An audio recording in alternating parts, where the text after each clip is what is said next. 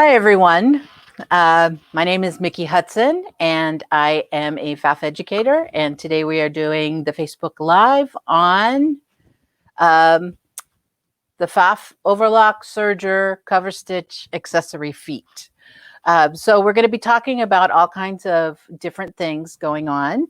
And sorry, I just had something get into my line of sight.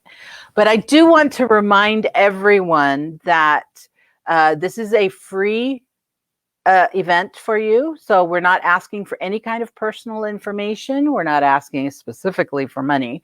So if you get anything that asks for personal information, that is not from us.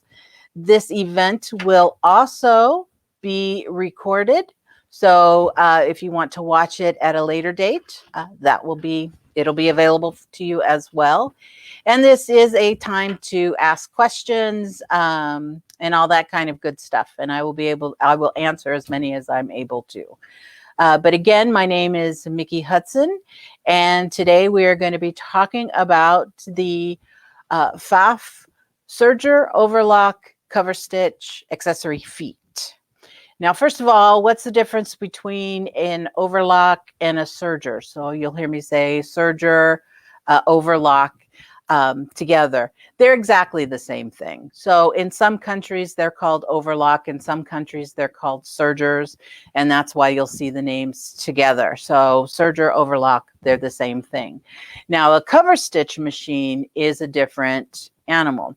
Now, the cover stitch will do everything that the serger overlocks will do, but it will also do cover stitches. It has 5 threads versus the 4 threads, so there is a few more features that you can do.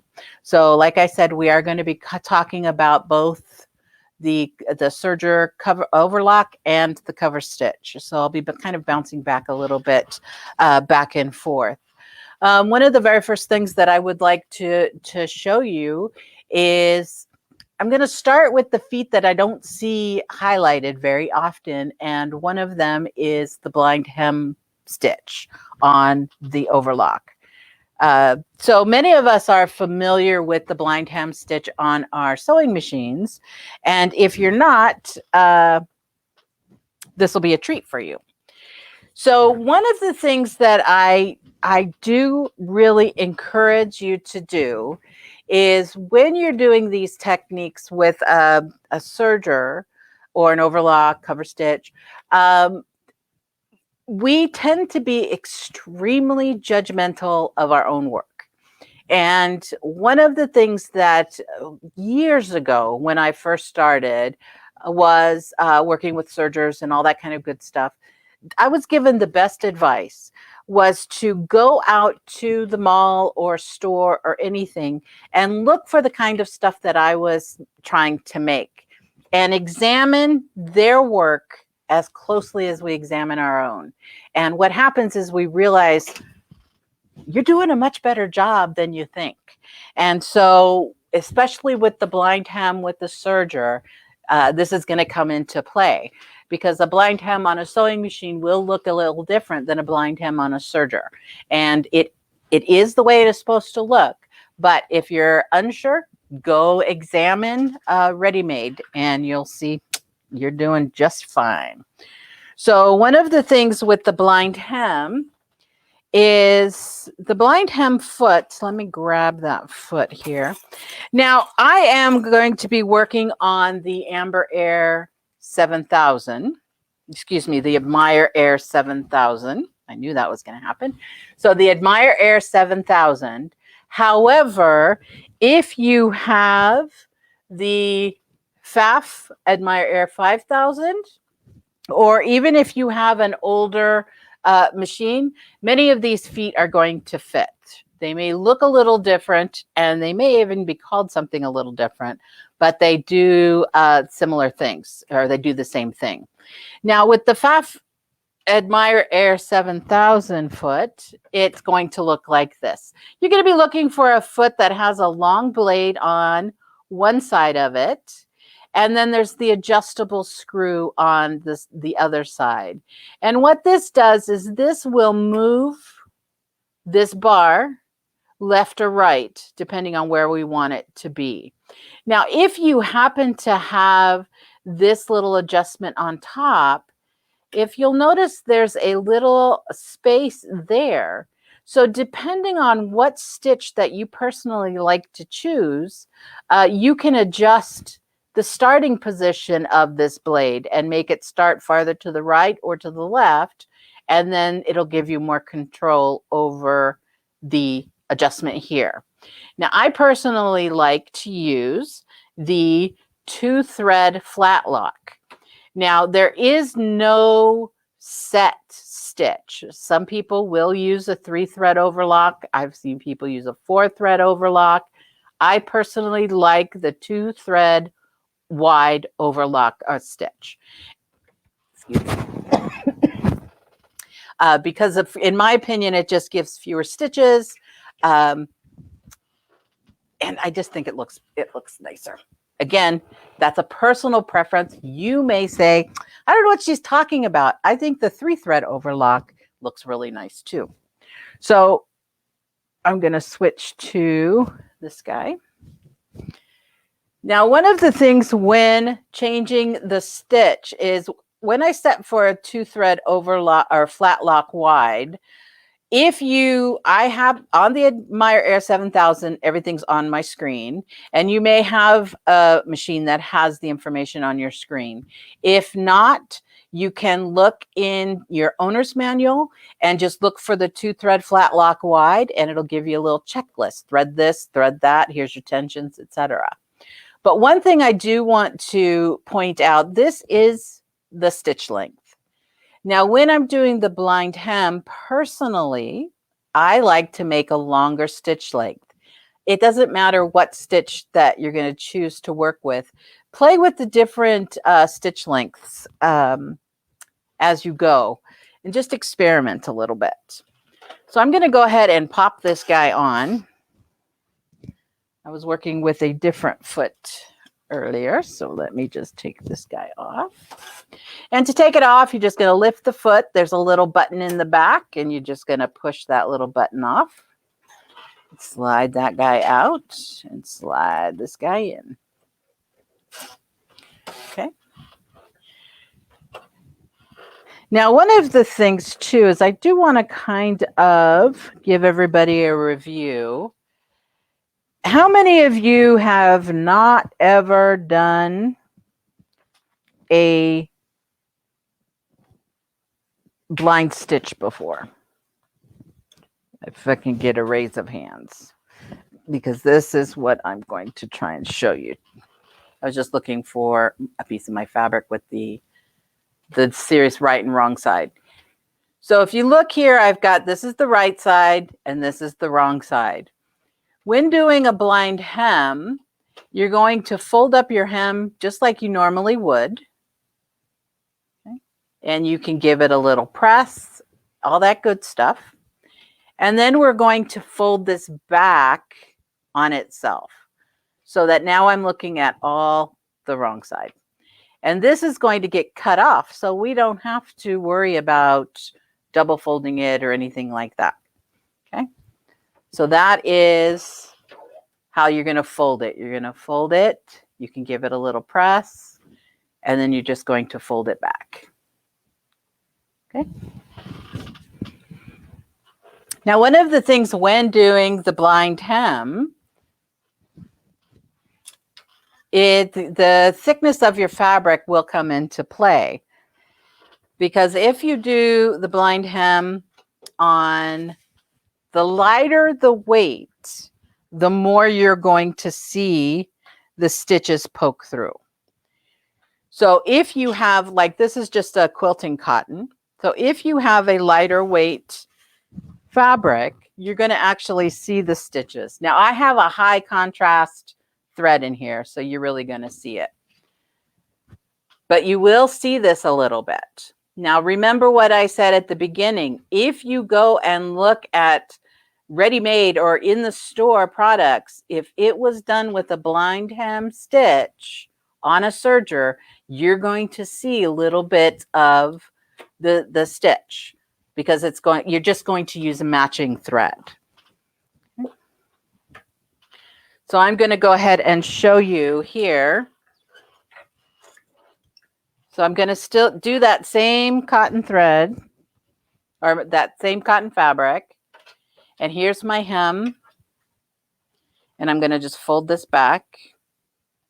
And what's going to happen is I'm going to go ahead and cut off as I stitch. And I'm going to bump this fold right up against that little metal blade, for lack of a better word. So I actually fiddled with it, so I may end up having to adjust it again. So I'm going to go ahead and just get it going. You want to make sure that your fold bumps up against the blade. So grab some test fabric and test it out so that you can adjust your guides exactly where you want them to be. And just so that it can just ride up against the blade. Okay. So when you come up, it's going to have your little stitch marks. Okay. But it will cut and finish your edge very nicely. Now, where I really use this is with heavier type fabrics. So wools, flannels do really well. Just something with a little more body. They actually do really quite well. So I'm going to do the same thing, pull this back and stitch this. Now, I am not going to change my foot at all, but I am going to try and get under there just a bit.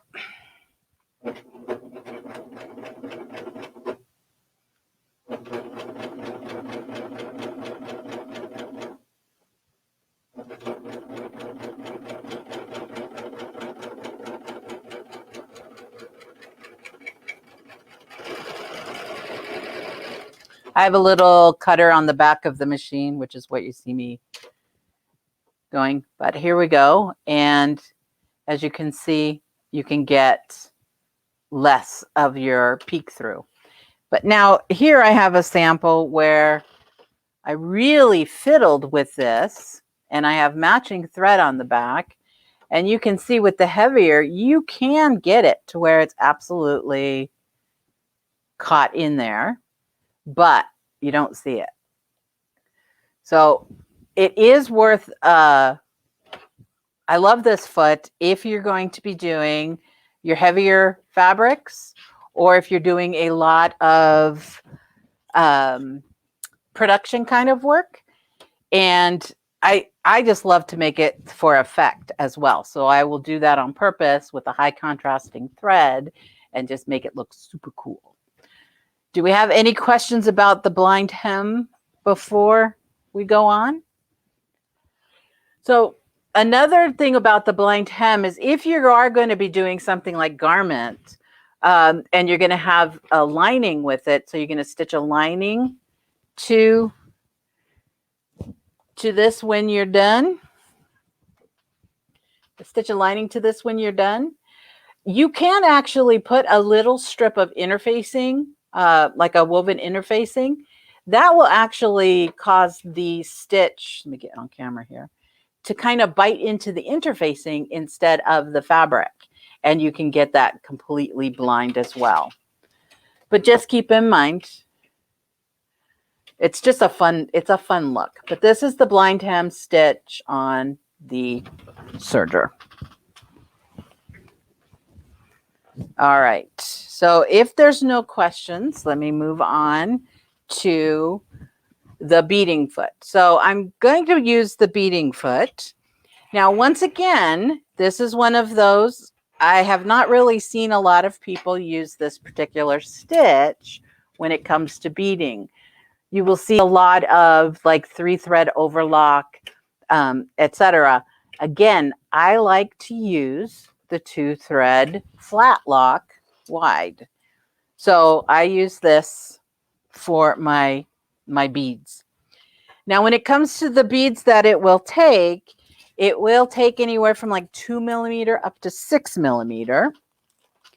Now, on the Admire Air 5000, The beading foot comes in 2 pieces.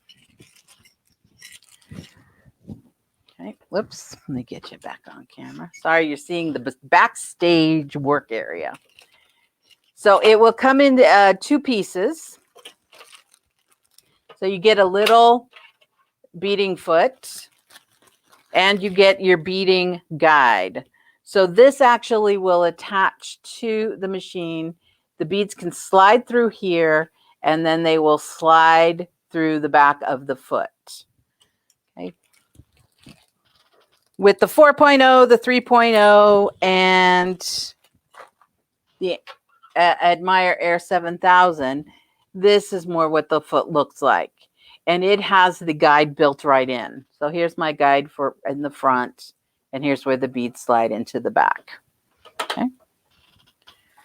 So I'm going to go ahead and pull out my beads. Sorry. Now, one thing I will tell you that when it comes to working with beads is to make sure that when you're feeding it through and getting everything set up, that you have the beads set kind of towards the back, sitting on something. Because I do it all the time, where I put it in and the second I let go, the beads just go right out. So I always try to make sure that I kind of weight them away towards the back so that they don't just pull right out. So let me get you here. So I'm going to go ahead and take off this foot. This is the blind hem foot. And the beading foot, because there is this little space in the front for the beading foot, we'll just slide that right in there. And then there's the space underneath in the back where he's going to sit out. And once again, I'm going to grab my beads and kind of lay them towards the back, because otherwise, and I'll do it again, and you'll do it where they'll fall out to the front, because it's just something we do. But I will keep the stitch at the same stitch that I have. Now I'm going to talk to you about why I like the flat lock wide. So one of the things that I love about the flat lock wide with the beading is it's fewer threads. So I'm only using 2 threads instead of 3 or 4. So that is nice. I can also use clear thread, like the monofilament thread in a serger. And so you can really make these disappear. But I'll show you why else I like this. So what I'm going to do here is I've just taken my fabric and doubled it. But normally when I use the beading foot, I do want to have a folded edge, whether I'm creating a hem or I'm doubling my fabric. I don't want to do the beading stitch right on the edge of fabric because it's not going to finish the edge the way a serger normally would. So the finishing is happening on top of the beads instead of on the fabric. So we're going to use a folded or hemmed edge. But I'm folding this in half because I want to show you why I like the flat lock. So I'm going to go ahead and just get a hold of the back just to kind of keep it from falling out on me. And I want to keep things away from the blade. So I'm going to go ahead and once I know that it's going, I'm pretty good about just letting it hang out. So now I can bring these to the front and let them just hang out and do their deal. And I'm just going to go ahead and cut this here. Now, if I wanted to, let me just cut this here. These are not the scissors for that. There we go.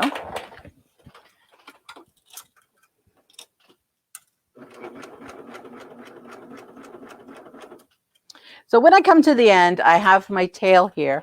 There's a couple of things I can go ahead and keep chaining off if I want to, but I'm going to take my hand wheel and turn back 1 rotation and lift up my foot, and then I can just pull my threads out.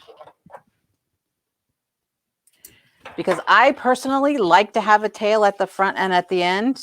I didn't go all the way off the edge. Whoops. Wasn't paying attention. This is not paying attention. This is live TV. Some of the fun things that happen with live TV. But what I want you to see here is when you are paying attention, do you see how minimal the stitches are? So instead of having a lot of stitches like on the 3 thread or the 4 thread, it's just a minimal stitch. And with matching stitches, anything like that, it just looks, or matching thread or clear thread, it looks gorgeous. I'm going to have to do that again because I'm very unhappy with my job. But this is what I love about the flat lock, the 2 thread flat lock with the beading foot, is because I can open this up. It doesn't add any bulk to the back, and I can embellish and decorate with my beading foot. Isn't that beautiful? All right, so I will show it to you again really quickly. But what I do with the tail, I like to leave a long tail. That's what I was going to talk about, why I have the tail, is when I have the tail on something, is I want to be able to tuck that in. What happens sometimes when we clip to, right to the edge, it's fine, but sometimes that last little bead likes to pop up. So instead, what I like to do is I have my needle nose pliers, and I will just come and crush. I'm just going to crush one. And I will just come and crush these down to the end. So now I have a tail that I can use my double eye needle, and I can pull that tail back through my stitches and tuck it completely out of the way so that it stays exactly where I want it to be. Any questions? You guys are killing me with the lack of questions. Any ooh, ahs, wows? All right. I'm going to do this again. And pay attention.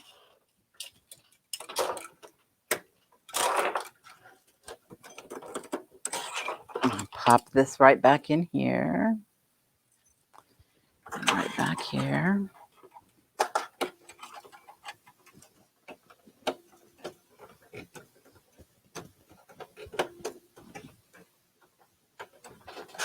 There we go. All right.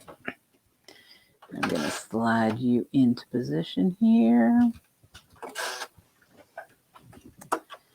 And you want to make sure right now he's not in the space under the foot. There he is.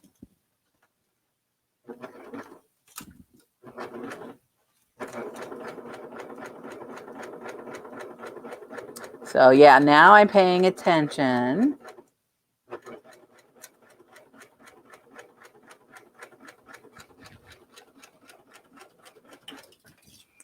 And we'll go ahead and cut you off.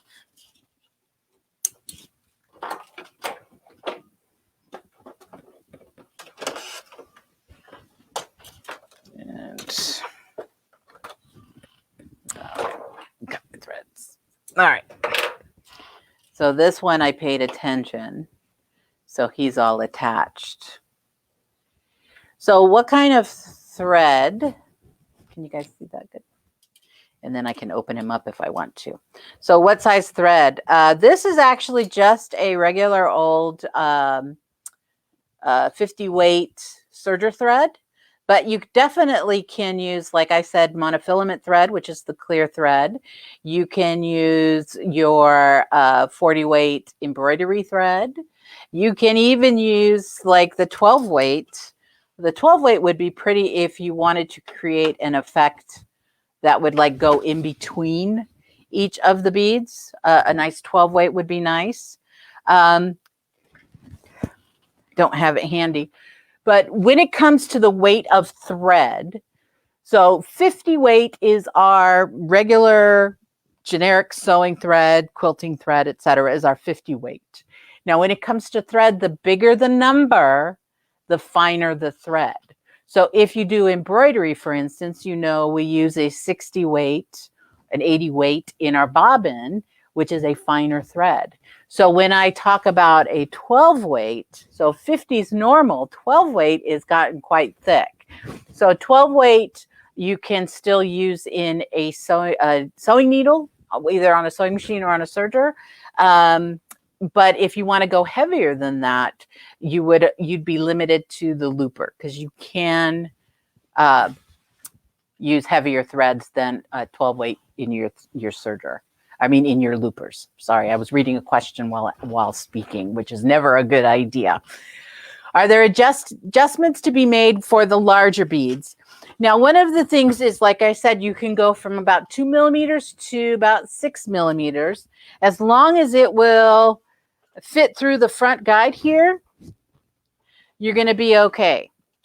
I do really caution you, however, when it comes to the beads that get bigger and smaller.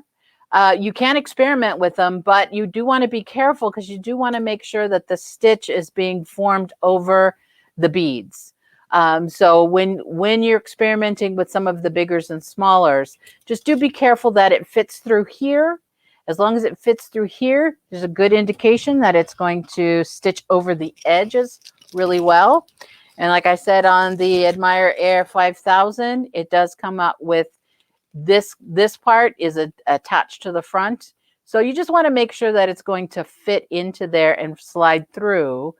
And then it will work ideally for the machine. Does that make sense? If in doubt, if you're working with funky beads, if in doubt, hand walk it through the first couple of times to make sure that the loopers are clearing it. If the loopers are clearing it, then you're going to be okay. All right. But this is what like I said again, this is what the 2-thread flat lock wide looks like when you work with it. So it's just, it's my favorite stitch for the beads. Any other questions about the beads? All right. So I am going to be changing stitching, because I am going to be talking about the corded wavy edge stitch. So the corded wavy edge stitch is where you'll get. Would you mention your flat lock stitches settings again? Yes. So when it comes to the blind hem, when I do the blind hem or when I do the beading, I just do straight out of the book or the settings that are built in. What I change is the stitch length. I crank the stitch length up. Now on the blind hem, I cranked it up all as high as it would go because I want it to feed through very fast. When it comes to changing the stitch length for the beads, that you may want to play with a little bit. These are 4 millimeter beads. So what I used were 4 millimeter beads, and my stitch length was set at 5. So as high as I could get it. So you may want to adjust it to get it to look the way you want it to look, but I set it up. I cranked it up. So I'm going to change my stitch real quick I'm going to be doing a 2-thread rolled edge. So I'm going to do 2-thread rolled edge. And I am an unthreader. So for those of you that thread your sergers, to see me just cut the thread, it's probably giving you palpitations.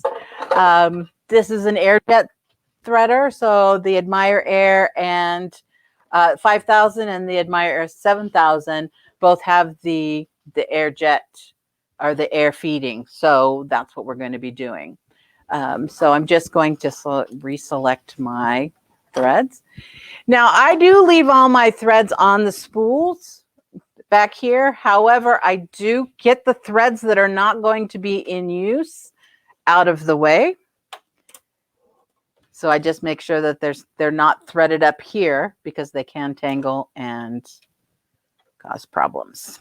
So I'm going to thread you and you. All right. And everything is still there. All right. So if you've not seen the air jet threading before, so I'm going to go ahead and thread my lower looper. So I'm just going to slide it into the lower looper position here and give it a push. If I tell it I'm going to thread. First thing I have to do is tell it I'm going to thread. Line up my tubes so it can go through, then I can push. And he's going to come right out here.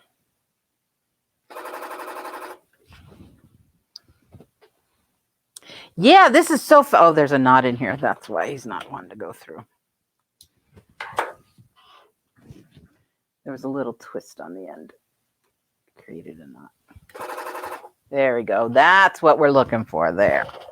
So he comes on out here, and I'm going to move my needle over to the right-hand position.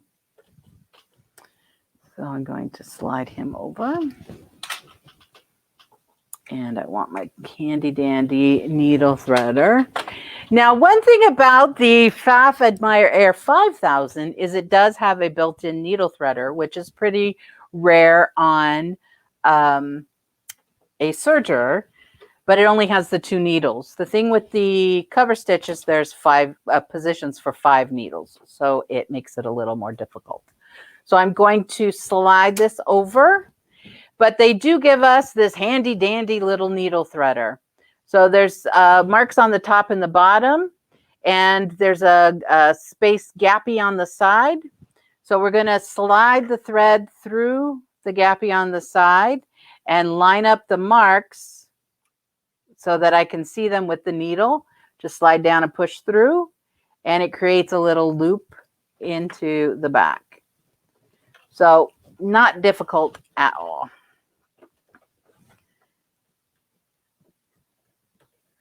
Okay, come here, you. All right.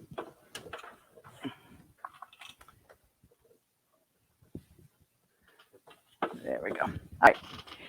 I'm going to clip my thread. One thing, too, that often gets asked about is what do I do with my lower looper thread?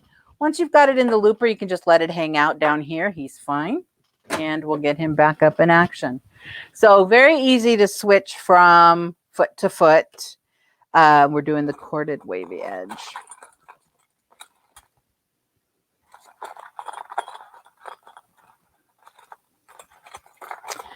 So the corded wavy edge is going to fit on the 4.0, the 3.0, and the Admire Air 7000. There is similars for the there's a couple of other sergers, the 2.0 and the 2.5. It has a different name, but there's one that's similar. So when it comes to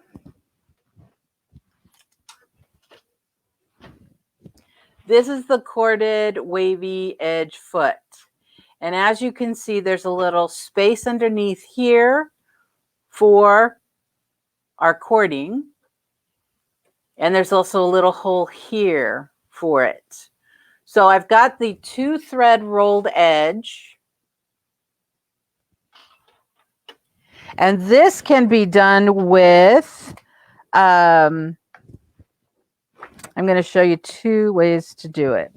This can be done with like fishing line to create effect. So like if you want those wavy edge effects for like sleeve collars or ribbons or hems and edges and ruffles, etc., you can create your edges with the cord first, or the fishing line first. Now, when it comes to what kind of fishing line to get, because they are not all the same, is one of the things that I do look for is anything between 20-pound and 30-pound test. So this is how much weight it can take if you were going to catch fish. So you're going to look for either 20-pound or 30-pound. Now you can, I just recently saw this, if you want to create more extreme curves, you can actually prep this first. And you can do that by just winding it onto something. Let me back out so you can see what I'm doing. So you can actually just kind of wind it on something. I'm not doing this very well. This is too big. I just pulled this out for today. So we're going to come down here and hold it here. But you can give it a wind onto something like this. When I say something, this actually is a stabilizer tube. So you can wind it onto a stabilizer tube or toilet paper roll or anything that's kind of round that gives you the shape that you want. And then if you hit it with a blow dryer, not enough to melt it, just enough to kind of warm it up a bit, it will create a tight curl for you as well. But I'm not going to do that today. I'm just going to do it the traditional way. So what I'm going to do is I'm going to grab my end. And it does help if you thread your feet before you put it on the machine. So I am going to give myself quite a tail just because I don't want it to come out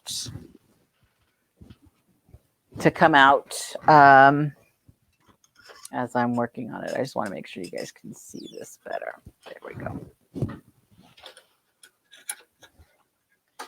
So I'm going to slide that on.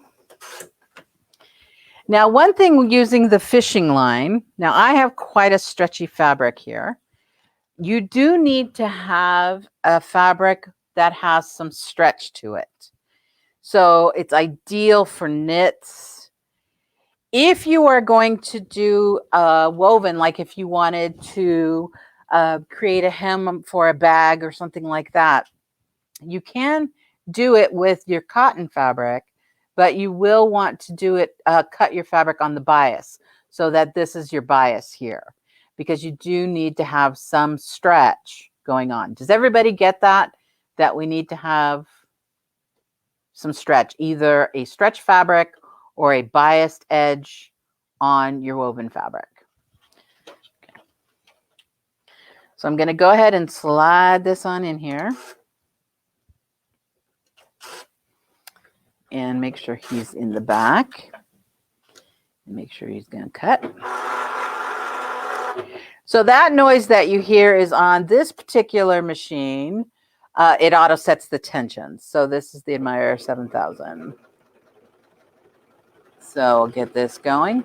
Once I get a little bit going, I do like to keep a hold on the fabric right behind my foot so that it will just, I can keep some tension on it as it's feeding through, because otherwise it will want to try and gather up on the cord. So I'm not pulling, I'm just keeping just a little tension.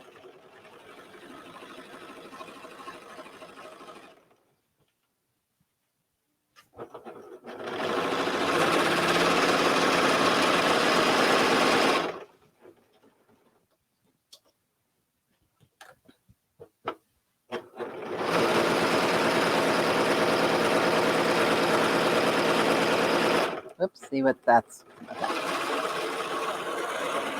I guess that's good because I'll show you what happens when you don't hold it from the back. Oh, where's my scissors? There they are. Okay. Turn the hand wheel back, and then you can just pull everything through.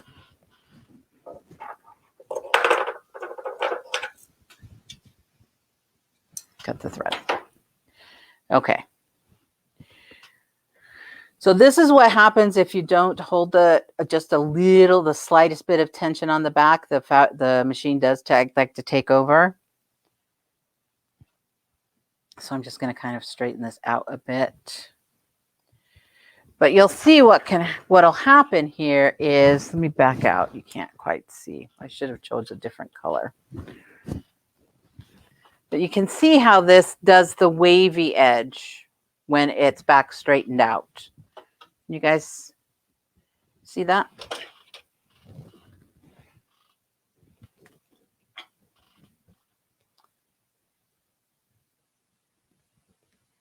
It's really weird not having any feedback. So any questions, any feedback, any, I need to see that again. I don't get it, but it is super cool. But yeah, a good anywhere between 20 and 30 pound test fishing line works really well to create this kind of effect. Okay. But you don't have to just use the fishing line. You can also create your own wire ribbon. So like I've got one hanging here, but you can actually create your own wire ribbons as well. So you can get like the jewelry wire, works really well. And this is kind of like the thread. So when you're looking at wire, the bigger the number, the finer the thread. The smaller the number, the thicker the thread. Now, I've experimented with all the kinds of different weights, and I find that the 28 gauge to the 26 gauge works the best. So you'll see the gauges here. So 28 gauge and 26 gauge. And you can see the difference between the sizes. Let me get a better view. Between the sizes here. So you can see just between the 26 and the 28, there is a difference.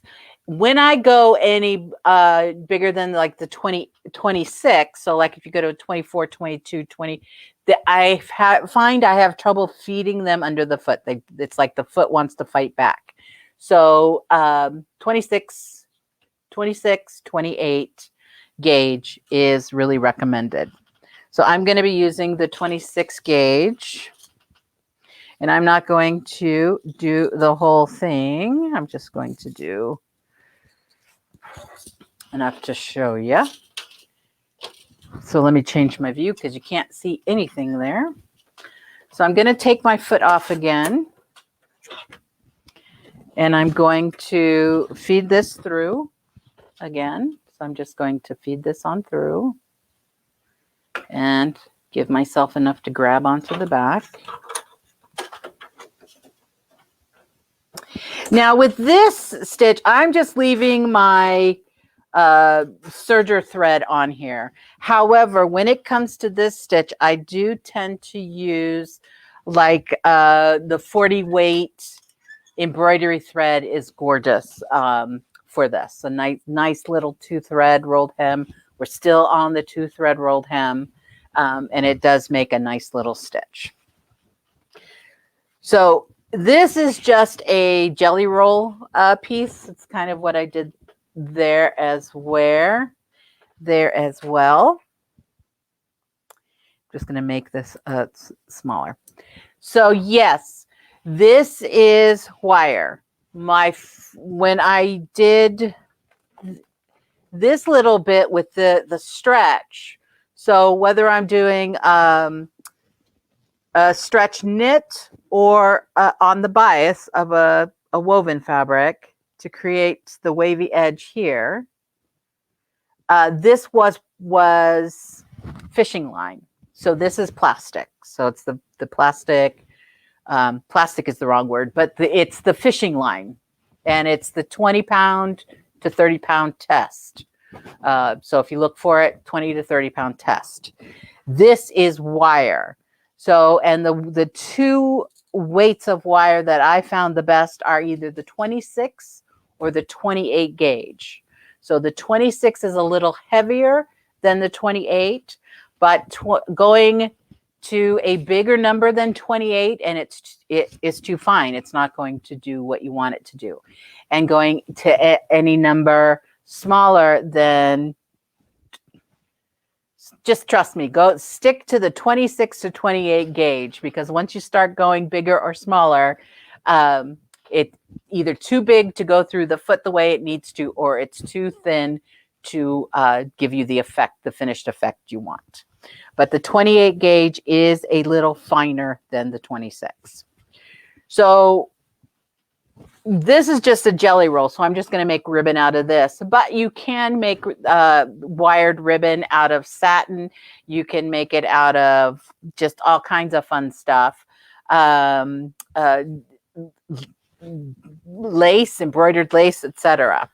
So there's just all kinds of fun stuff if you like to make your own wire ribbons, or even if you've never thought about it before. But if you like to work with wire ribbon, this is awesome.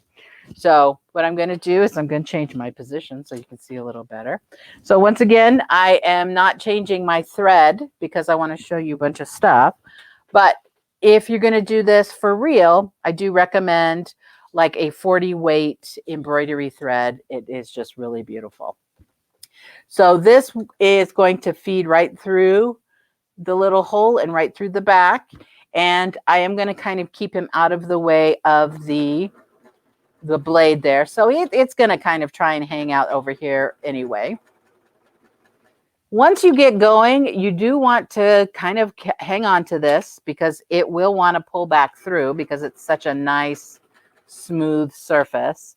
And then as soon as I get back here enough that I can bring him around, then I can kind of crimp him into place so that he won't slide back through. And I'll take care of him when all is said and done.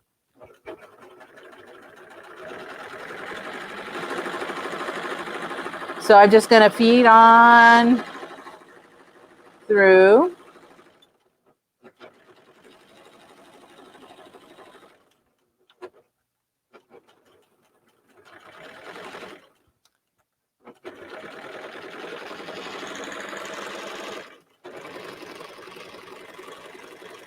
So I'm just going to give myself a tail. So one thing that, again, because I wasn't holding on the back, so I can just kind of straighten this out. But you can see how now this is kind of a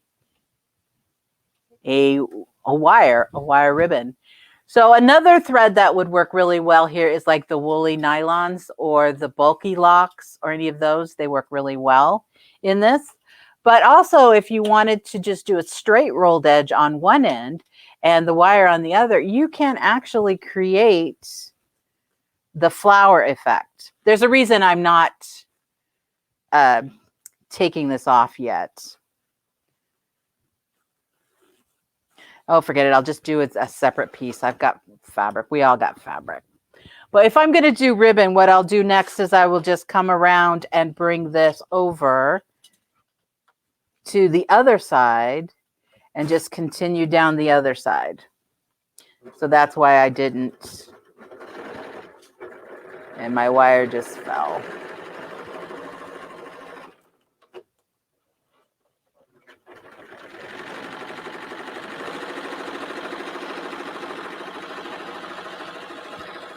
So once again, I have regular, oh my goodness, the time goes by so fast.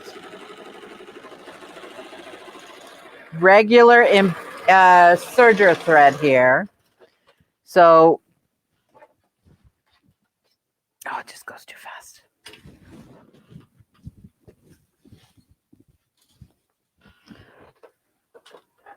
Okay, so turn my hand wheel backwards and take that off.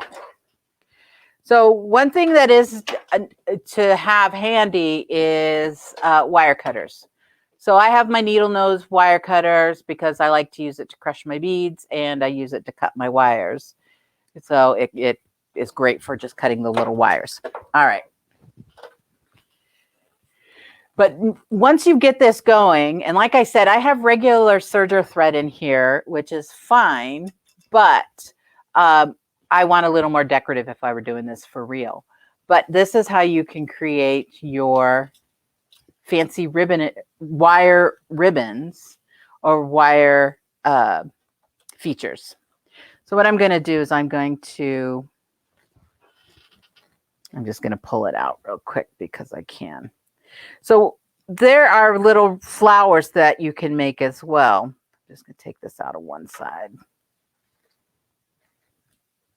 So if you did a rolled hem on one side and just the ribbon on the other, you can actually just gather this in and create your little flower buds. Now this doesn't look very good because it's so short. I don't have mine handy. I expected more time. So whoever's responsible for time, you need to give me some more time. But you see how you can just gather that in and create those little rosebuds and all that good stuff. All right. So since we are running out of time, if there are any requests that I can do quickly, so the floor is yours. If not, I am going to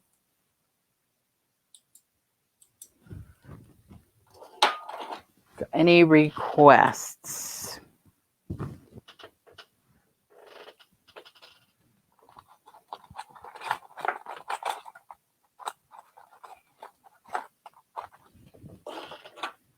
I need 2 hours. Yes. Somebody said I need 2 hours. It's just, I did not expect this to go so fast.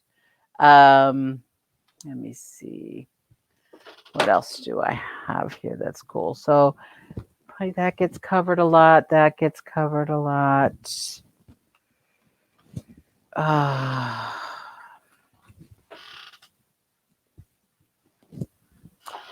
So let me just show you Chorded Tux. So I'm going to have to change to, again, I was trying to do stuff that isn't talked about a lot. So let's do the Chorded Tux, since that doesn't get talked about often. And when it does, when I see people do it, I see you guys do it sometimes, and it's not just you, and it's not just your first time, but I've seen professionals do it wrong. So I will talk about this real quick. So this is a cover stitch only foot. So this only works if you have a 5-thread serger. So the 4.0, the 3.0, the 7,000. So let me change this. And this is going to be a cover stitch wide. So I'm going to do the cover stitch wide. And I'm going to put my needles in real quick and move this over. I can't. And my other needles over here.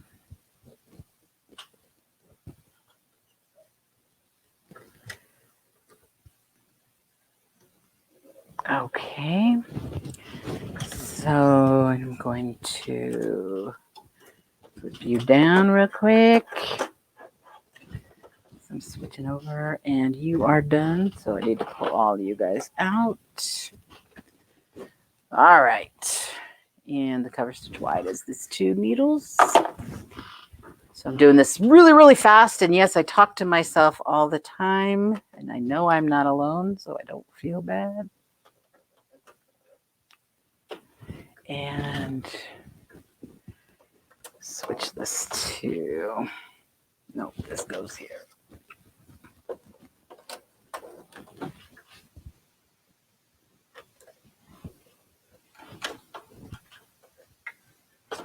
And I'll thread you later. I want to get you ready for threading. And you are going to be my looper. So I will stick you in there. I want to quote you.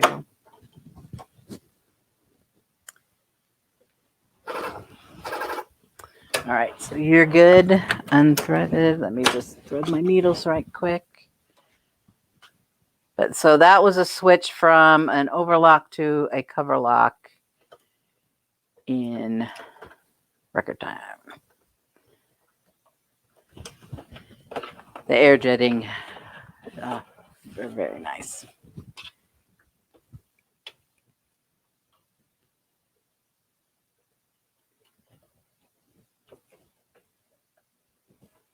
All right. Okay. So the Chorded Tux also come with this little guide here. This guide can be done with your Chorded Tux, but there's also a space for decorative trim. So if you were to put ribbon or elastic or anything through there and use a 4-thread overlock, for instance, you could create some fun trim. We're going to be using the corded part of it. And so it's going to sit right here. And I'm going to pop my foot on. And I will talk about that after. I got a question about my watch band. I will tell you guys where I got it. So he's going to stitch right in here. This is rat tail. So I like to use rat tail with corded. Now this is where the problem can come in. It is in the instruction manual. So when you get your accessory and it has your little, this is how you do it. It does tell you to change the needle positions. But I see so many people, like I said, even the professionals miss this step. So right now, the needles are in the C and the D, the C and the E position. Oh, you're looking at me. You don't want to see me. You want to see this. So in the C and the E position, we need to move this guy over. If in doubt, just give this a look because this needle right here is way over here. So we're going to move him over so he's right next to our cords here. So I'm just going to unscrew him and scooch him over. So this is not going to be in the instructions for a cover stitch wide, but this little change here will be on the instructions for the foot itself. And so what this does is this allows the fabric to ride over and the cord to tuck under, and it will create these nice textured pin tuck kind of things going on. And while I've got the cover stitch on, I do want to show those of you that use the cover stitch a trick. So oops, I got my thread here caught.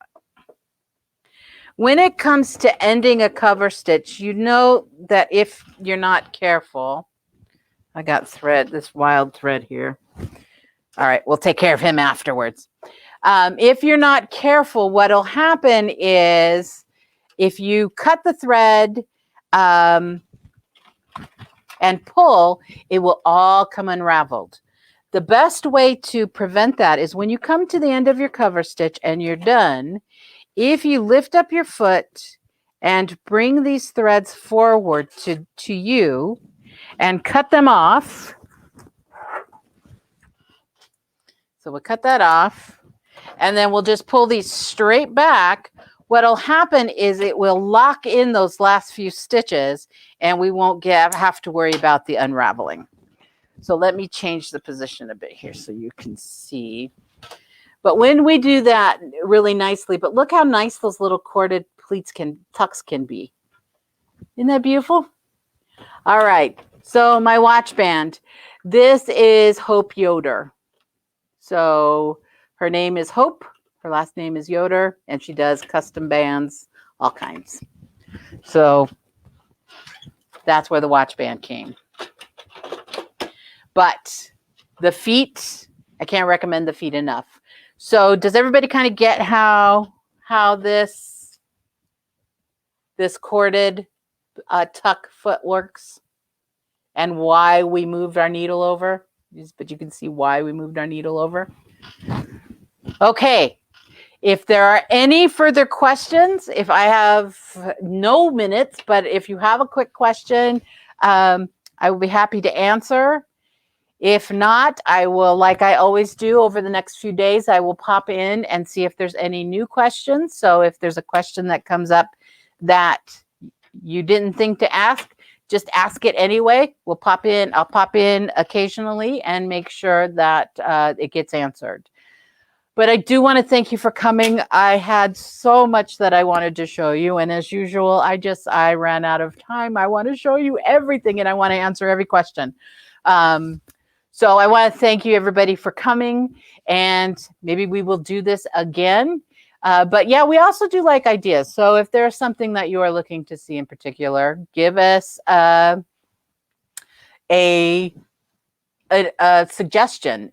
We doesn't guarantee we're going to do it, but we definitely likes the suggestions and we can definitely put it in our lists.